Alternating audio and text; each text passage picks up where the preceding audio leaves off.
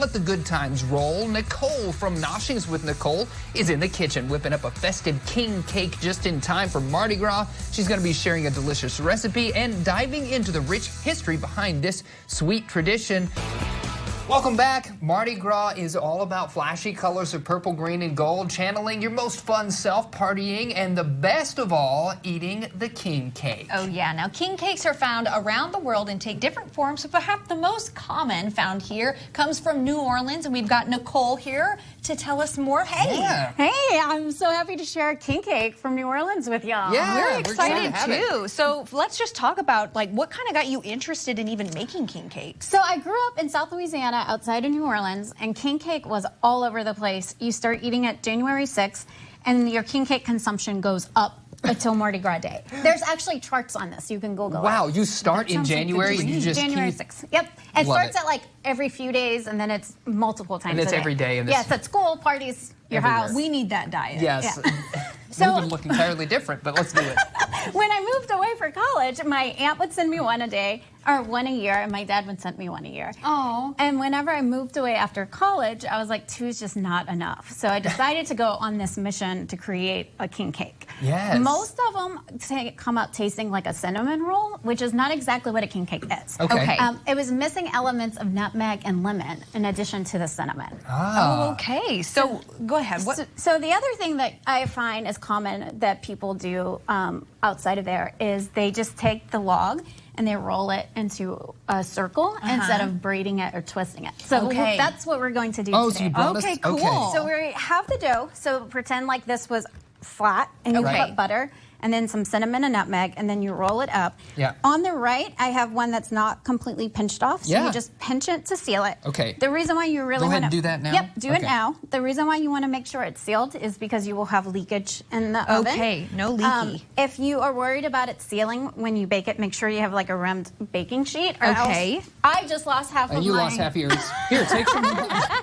Well, just push it together. We're not going to eat this one. Right. So just make sure so you don't have leakage in the oven because it can catch on fire. Do y'all know how to braid? No. I do. All right. So, Surprise, I don't. so you have three in the middle. Okay. And you start on one side or one outside. So we'll go on the right first. And you always go with the one on underneath. So then you cross the one on the left. And then always the underneath. So then you go outside in, to the right, left. And then you just keep doing that. While I was on my king cake journey, one of the things I discovered, besides the flavoring, is most of them are what I consider like a classic king cake. It's made with brioche dough. Okay. So as long as you have a good brioche dough recipe, you'll have a good texture. It's light, it's fluffy. The other thing is kind of the icing is a little bit tricky. Okay. So you have to have cornstarch, not cornstarch, corn syrup. Okay. Is one of the keys for the texture. That makes sense. Yeah. All right. What makes a king cake unique? Yeah, that's what I was going to ask. So there's different kinds of king cake depending on the culture. New Orleans has a king cake that's based on like a brioche cinnamon roll with the nutmeg and lemon. Yeah. Okay. But like a true French one is more like a puff pastry with pastry cream on the middle.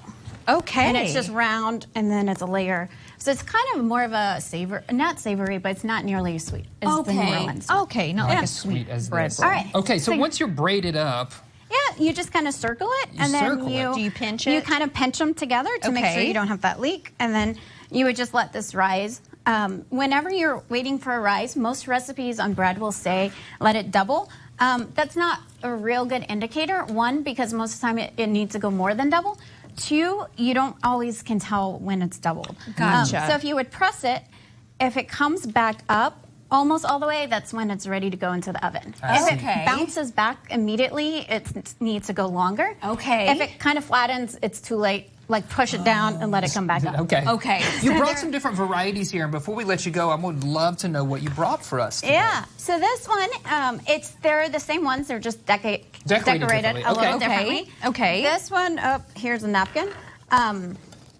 Is a dairy-free one. So if you have dietary restrictions, the best thing to do is find like a bread dough that you can eat and kind of go off of that. Okay. These two are the same. Okay. Do you have preference? Sure, you can go for this one. Sure.